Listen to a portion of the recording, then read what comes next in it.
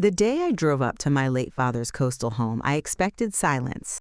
I expected the smell of salt air and old wood, the creak of the porch steps, the particular stillness of a house that still holds someone's memory.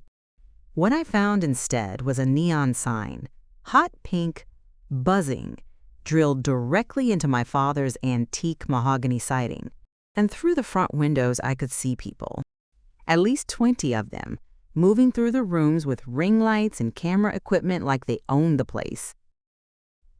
Because according to a fraudulent deed filed 3 weeks earlier, my sister believed she did. I want you to understand something before I tell you the rest of this story. I did not scream. I did not pound on that door.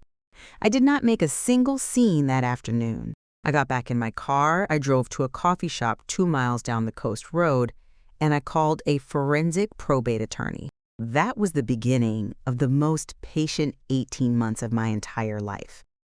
My father passed away after a short illness in the early spring. He was 67, he was sharp until the very end, and he had a will. A proper, notarized, attorney-drafted will that designated me, his older daughter, as the sole executor of his estate.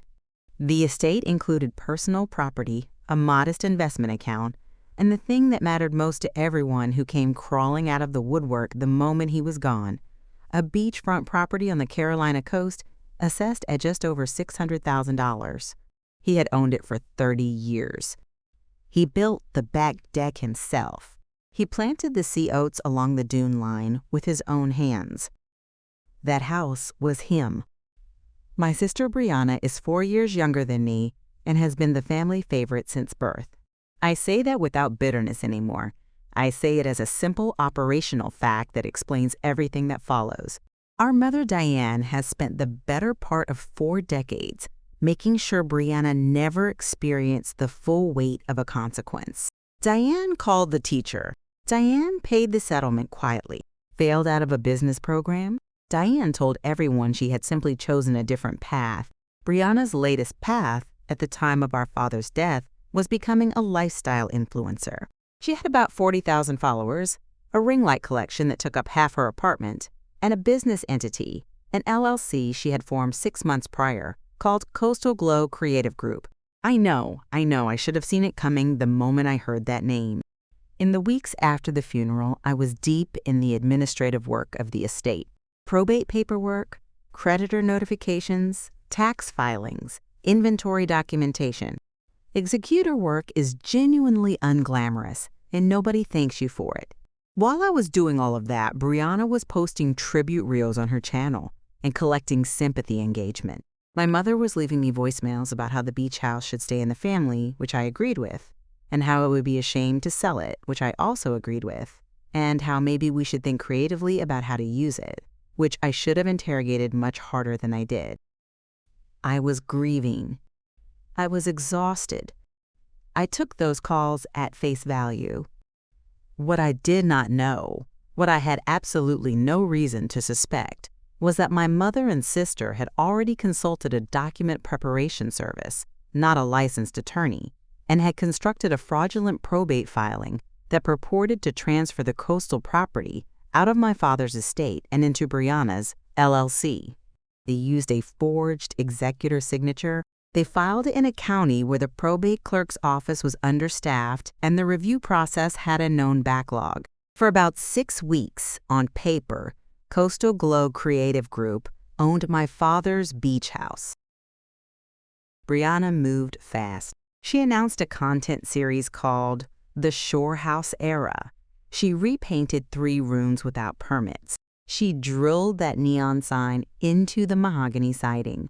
She installed a commercial-grade camera track system in the living room ceiling, which required removing a load-bearing support bracket, something a contractor later told me was genuinely dangerous. She brought in a rotating cast of collaborator influencers who stayed in the bedrooms, used the kitchen, and treated the property like a hotel they had never paid for.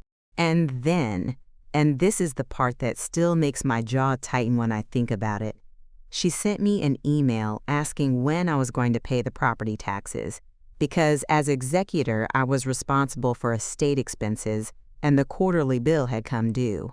She asked me to pay the taxes on the house she had stolen from me. I read that email 3 times, and then I forwarded it to my attorney. Here is what you need to know about the legal concept of lease pendens, because it becomes very important. A lease pendens is a recorded legal notice that tells the entire world, and more specifically, any lender or title company, that a property is the subject of active litigation. Once a lease pendens is on a title, that property becomes essentially unmortgageable. You cannot take out a loan against it. You cannot sell it cleanly. It is frozen in legal amber until the court resolves the dispute. My attorney filed the lease pendens on a Tuesday morning. I know the exact day because I had it in my calendar with a small star next to it. I am telling you about the lease pendens now because of what I found out 3 weeks later. Brianna had already been in contact with a hard money lender, the kind of private lending operation that charges predatory interest rates and moves fast on collateral-backed loans. And she had applied to borrow $250,000 against the property to fund a full production studio build-out. The lender had already done a preliminary title search. The moment my attorney's lease pendens hit the county recorder system, that deal collapsed. The lender pulled out within 48 hours. Brianna called me the day after the lender withdrew. She did not know about the lease pendens yet. She thought it was a clerical error. She left me a voicemail, and I still have this voicemail. I have it saved in 3 places, where she said, and I am quoting as closely as I can remember, "Hey, so there is some kind of hold on the property and it is messing up my financing. Can you call the county and get it cleared up because this is kind of time sensitive for me?" She thought I was going to clear it up for her. She thought I was going to help.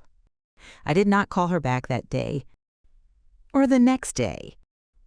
I was busy preparing documentation. My forensic probate attorney had, by this point, assembled a comprehensive record of the fraud. The document preparation service that created the false filing had sloppy digital metadata. The file creation timestamps contradicted the claimed signing dates by 11 days. The notary stamp used on the forged executor signature belonged to a notary who had been in another state on the date of the purported signing, a fact we confirmed through her own professional log and a flight record. My actual signature, compared forensically to the one on the fraudulent filing, showed 17 points of inconsistency. And my mother's cell phone records, obtained through the civil discovery process once we filed suit, showed 42 calls and text exchanges with Brianna in the 72 hours surrounding the fraudulent filing date. The case was not complicated. It was thorough. What took time was letting the court process move at its own pace.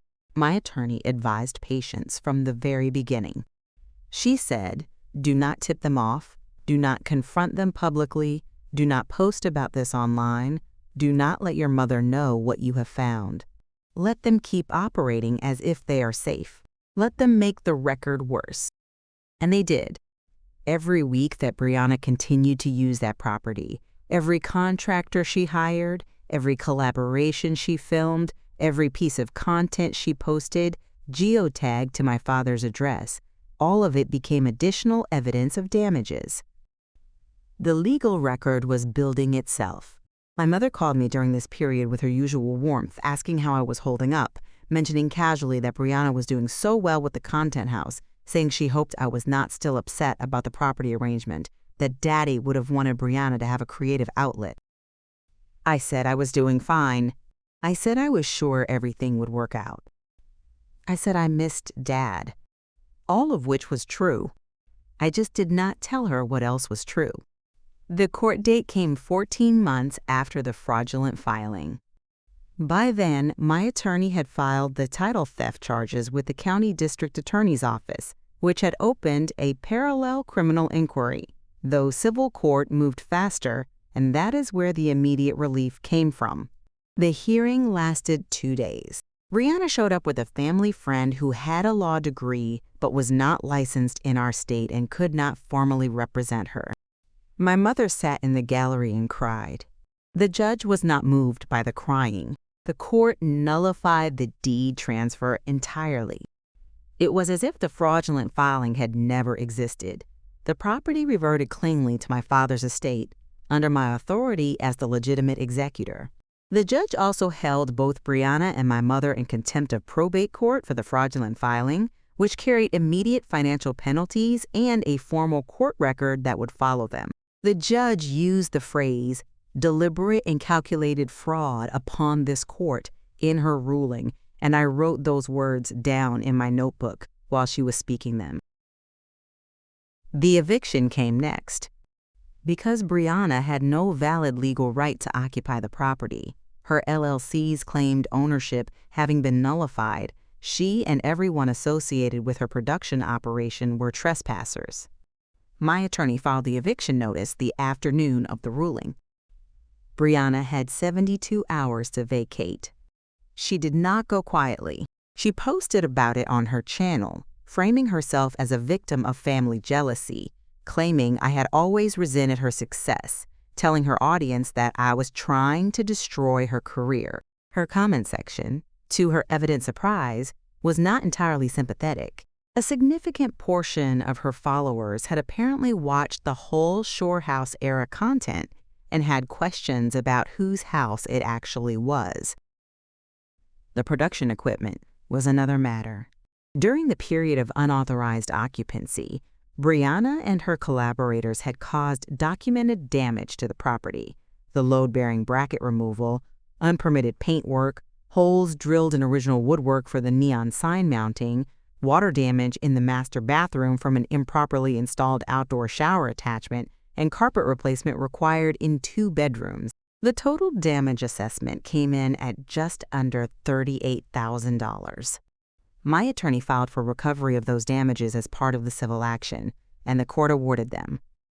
Because Brianna had no liquid assets to pay, the influencer business was, as it turned out, not particularly profitable once you subtracted the equipment costs and the collaborator fees and the aesthetic purchases. The court authorized the seizure and auction of the production equipment she had brought onto the property. The ring lights, the camera track system, the professional audio setup, the lighting rigs, the backdrop systems. The proceeds offset the damage award. I did not attend the auction. I had work to do at the property. I want to tell you what the house looked like when I walked through it alone for the first time after the eviction. The antique mahogany siding had drill holes in it at irregular intervals from the neon sign mounting. The living room ceiling had exposed brackets where the camera track had been removed. 3 rooms were painted in colors my father would have found genuinely baffling, a shade of terracotta in the dining room that clashed with the original oak floor in a way that seemed almost intentional. The back deck, the one my father built himself, had a commercial-grade outdoor speaker system bolted to the railing posts. And underneath all of that, the house was still there. The bones of it, the proportions of the rooms, the way the afternoon light came through the south-facing windows, the sound the floorboards made in the hallway, the view from the back porch across the dune grass to the water, all of it still exactly as he left it. I sat on that porch for a long time. My mother has not spoken to me since the contempt ruling. I did not expect her to. Our relationship had been complicated long before any of this, and I think some part of me understood, even in those early weeks of grief, that the phone calls about the property were not really about the property. They were about whether I was still willing to play the role I had always played in that family, the capable one, the responsible one, the one who handled the hard things quietly and then stepped aside so Brianna could take the credit and the comfort and the inheritance. I was done playing that role. I had been done for a while. The estate just made it official. Brianna's channel lost roughly 60% of its following in the 3 months after the eviction. The Shore House era content was deleted, though not before several people had archived it. She has since rebranded twice.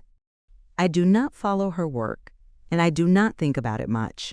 What I think about is what I am going to do with the property now that it is properly mine to steward. I have had contractors out to repair the siding, restore the ceiling, and repaint the rooms in colors closer to what my father had chosen.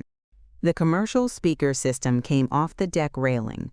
I found, in the garage, a box of my father's gardening tools that Brianna's team had pushed into a corner to make room for equipment storage.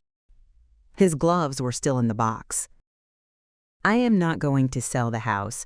I thought about it, briefly, in the darkest stretch of the legal process when everything felt uncertain and expensive and exhausting. But I am not going to sell it. My father planted sea oats along that dune line with his own hands, and someone who loves that fact needs to be the one who tends them. People ask me sometimes whether I feel guilty about how things ended for Brianna, whether I wish I had handled it differently, reached out directly, given her a chance to correct course before the legal machinery started moving. And I understand why they ask. It sounds like the kind of thing a reasonable person would do. But here is what I know. The moment I drove up to that house and saw the neon sign and the strangers in the windows, Brianna had already filed the fraudulent deed. She had already forged my signature. She had already applied for the predatory loan.